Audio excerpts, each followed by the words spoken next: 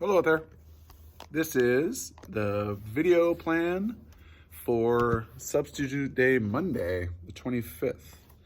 The day, well, we'll know if it's raining, but if it is raining, the same thing. You go to the multi-purpose room from 8:15 to 8:27, and you get picked up at 8:30. Your warm-up will be choice at 8:30.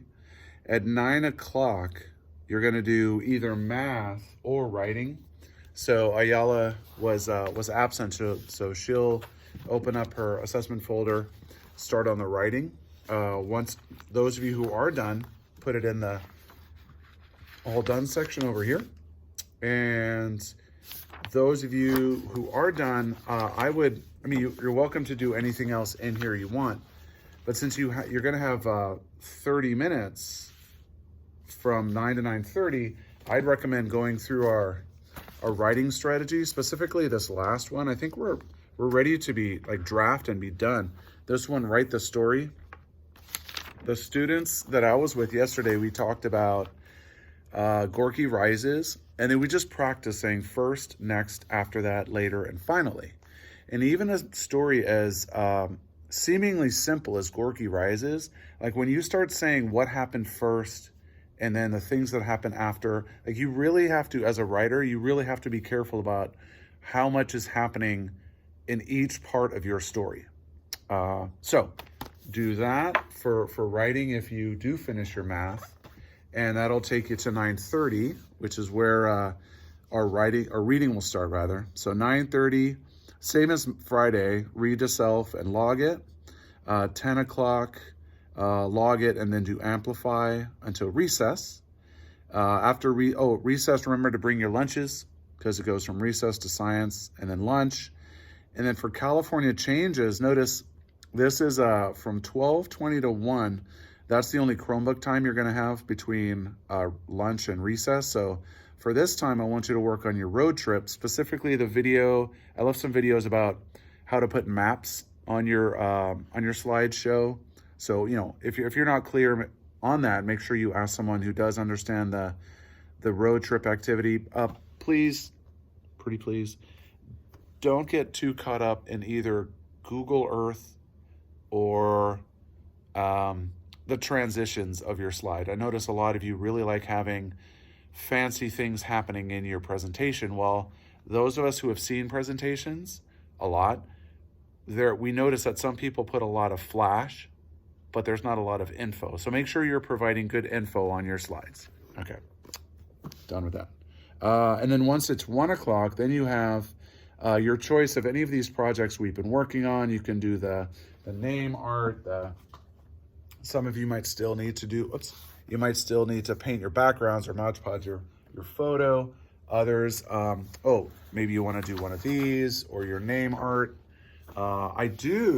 Since it's 1 o'clock to 1:45, you could also do, I consider this a challenge project. So yeah, so I'm going to talk about this in just a sec, but if you feel like you're done with everything and you want to take on a challenge, find this.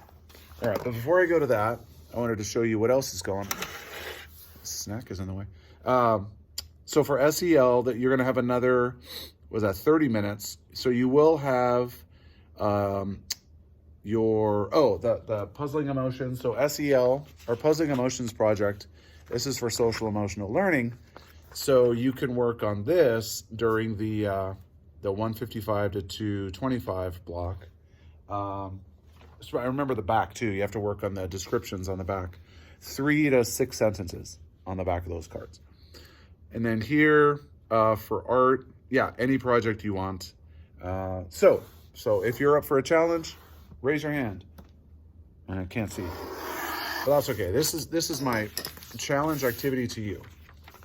I give you all the kid that's me. Here's a little map, and this is a blank sheet of paper. Okay.